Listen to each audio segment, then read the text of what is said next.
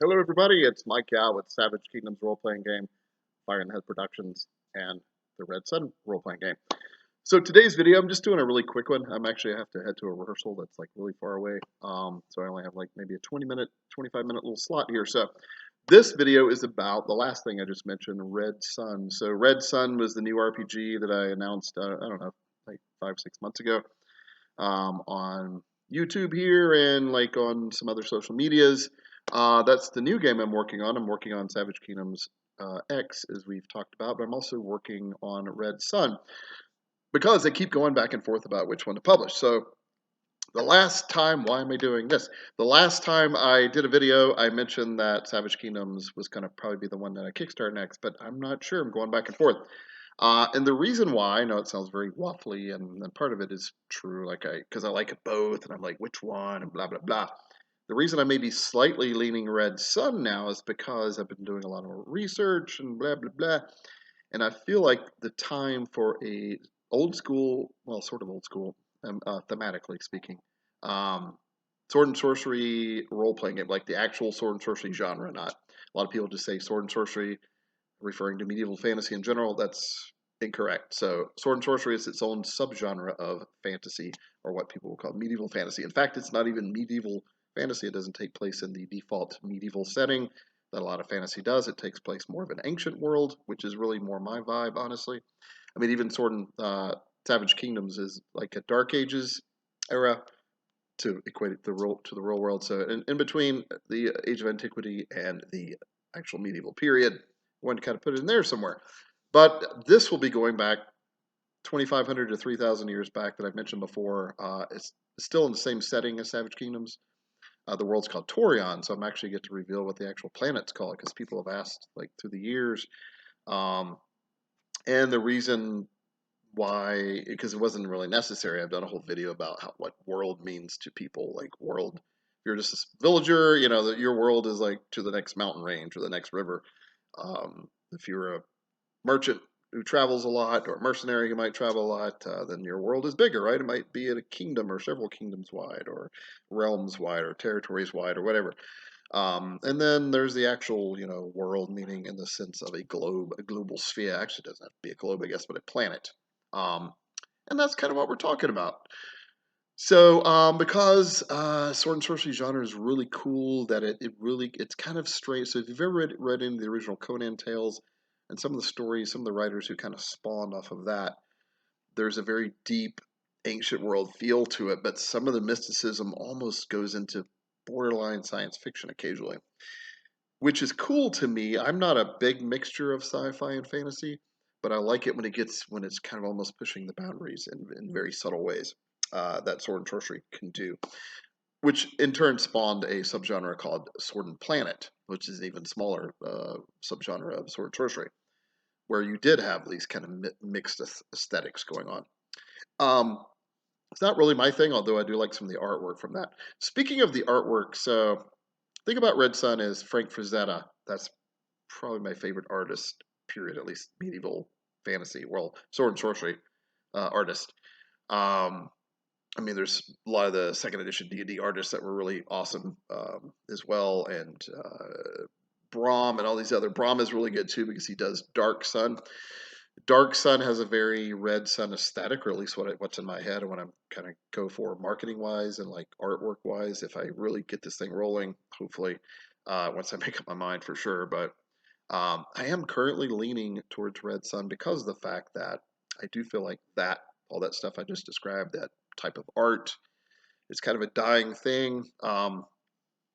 And Dark Sun is like a really cool setting that a lot of people like for Dungeons and Dragons, and I don't think they're going to do it because they feel like it's kind of problematic, I think is the term they use. And I'll do a whole video on that maybe later. I don't try to stay away from some of that stuff because some of that stuff kind of gets into sociopolitics now, which is ridiculous, and everybody gets carried away and everybody has their sides and nobody wants to listen to you. We all know what's going on there. Um, so because there's some themes in it like slavery and torture and stuff like that. But the thing is, all medieval fantasy to a degree has some of that. That's part of the aesthetic. It's not that you're embracing it and you're loving it. Oh my god, I love that sort of thing. I want to do it in real life. It's because that's usually a right. You have to have a villain, right, in storytelling. And I think this is a problem in a lot of modern day storytelling. You have to have a villain, and so slavers being a villain is perfect because anybody in their real mind doesn't like slavery. So the only reason it would exist in a setting is to overcome it. Now you could possibly play a slaver, uh, but I think you really need to be mature, old and older. Not necessarily older, but older usually does mean mature, not always.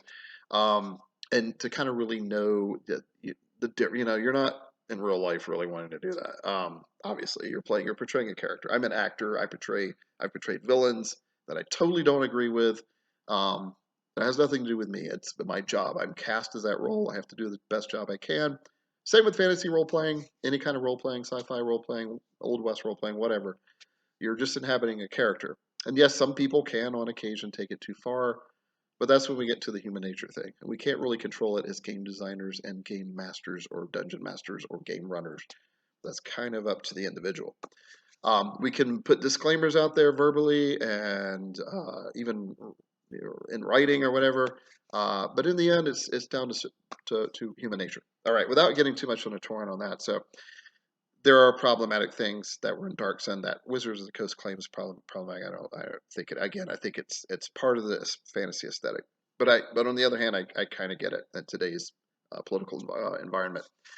So anyway, I want to kind of bring some of that stuff back, and I think some of it is I think it's ripe. I think sword and sorcery is starting to kind of come back a little bit. There's something called New Age sword and sorcery, which I really like because it still has the aesthetics of old school gritty sword and sorcery with dark magic, and sorcerers are almost always corrupt. And not always, like because that would be ridiculous too if it was always like that. People say in the Conan stories every single sorcerer is corrupt. That is untrue. Actually, his friend and the Sword of the Phoenix, Phoenix on the Sword. Sorry. One of my favorite Conan tales. He actually has a priest of Mitra who that he actually kind of respects and trusts. And this guy is a sorcerer, like a lot of priests in that setting. Not all of them, but a lot of them are also sorcerers. So anyway, just to put that to rest. But yes, in general, that's why it's called sorcery. And I've spoken about this before, the difference between sorcery and magic.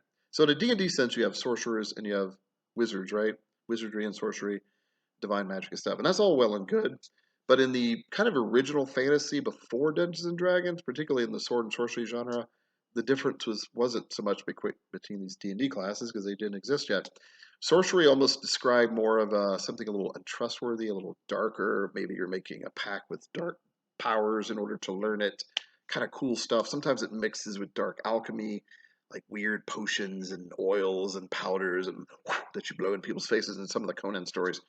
Um, that's kind of what I'm driving at with Red Sun / sword and sorcery genre.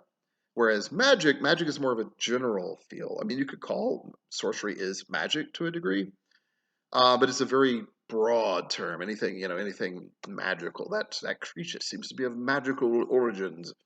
Um, but you could say that creature is of sorceress origins, right? So they're similar wording, but sorcery to me has a deeper, darker possible connotation to it.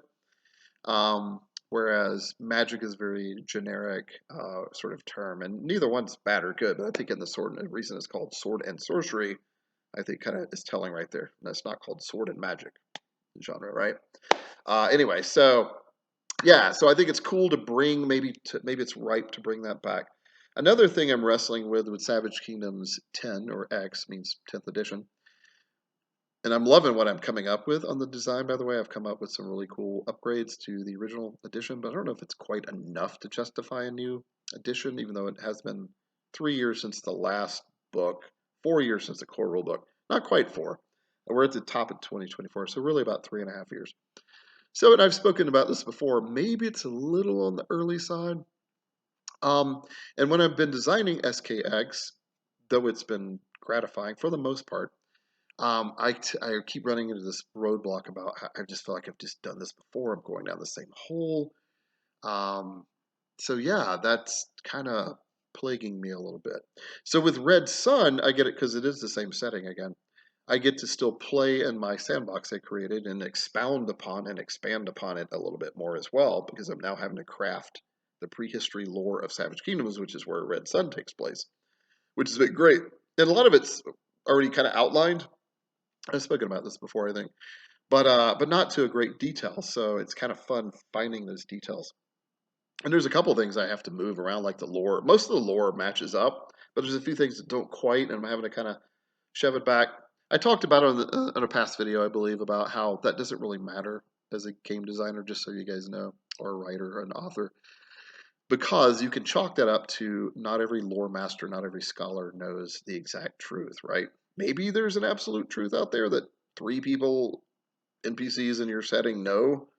Um, Most likely, there's nobody that really knows. And in a setting such as sword and sorcery genre settings, a lot of times the gods do not exist necessarily. That will be true in Red Sun. It's always been true in Savage Kingdoms too for the last 10 years. It says it pretty clearly in the books. Um, this is why you don't have powers like channel divinity, where you're learning spells as a priest. Not all priests are sorcerers. Same in Red Sun and Savage Kingdoms, as in sword sorcery genre in general. But a lot of them do. And those priests might assume that that magic they're learning is divinely inspired, but it may or may not actually be, and probably actually isn't. So the power of a deity or the belief in a god comes from that person or that priest or that follower's conviction, and that's where their powers come from. And the reason they learn magic is because, as priests, they are in a scholarly setting, right? They're in a temple. Traditionally, in the Middle Ages, particularly in the Age of Antiquity, the ancient world, classical era, um, when there were schools at all, there was people often sent to temples, like children sent to temples to train under a priest, learn to be an acolyte or a lay priest, learn a little bit about not only the local religion, but at the same time, you get to learn to read and write the local language. Perhaps you even learned a second language. And so you learn these scholarly things. And spellcasting, as we all probably know, is very based on language. It's very based. Sorry, I'm getting this random phone call. I'm just going to ignore it because I don't recognize the number. They're leave the message. I'm going to keep going because I only have a little bit of time. Where was I for the stupid phone? Yes. So a lot of temple training would be teaching young folk, or it could be older folk, that maybe a blacksmith who gave up his and he wanted to go study into the local temple to become a lay priest or something, and maybe eventually become an ordained priest. So, oh yeah, I was saying that magic craft, sorcery in general, the magical arts was is very connected to language and particularly writing, and so that's where the old thing, the old trope about he's speaking a spell, stop it, he's saying weird, strange words. It's clearly a spell. We now know in actual history it was probably some foreigner speaking a foreign language, and to the locals, it sounded like perhaps it was a mystical spell being cast or something. Particularly if the person said some thing and they were already suspicious about the traveler coming in. And a lot of magic is based in Latin because Latin was ecclesiastical language as it is now. But back in the time, if Latin travelers went into a Gaulish or Germanic area or some other foreign area, that language would have sounded kind of mystical, and vice versa. So a lot of I think that's why magic is also very attached to like the Celtic languages, and particularly Welsh, but also Gaelic as well, where it sounded very, and it's a very musical language. It kind of goes back and forth, and so to the Latin speakers, that might have sounded like especially Druids, because that the Celts had the Druidic priest. That was probably a Druidic spell being cast or something like that. Anyway, enough of that. That's a whole different video. I should probably do a whole video about how language is attached to sorcery slash the magical arts. Anyway, back to the normal thing. I'm going to wrap up here in a few minutes.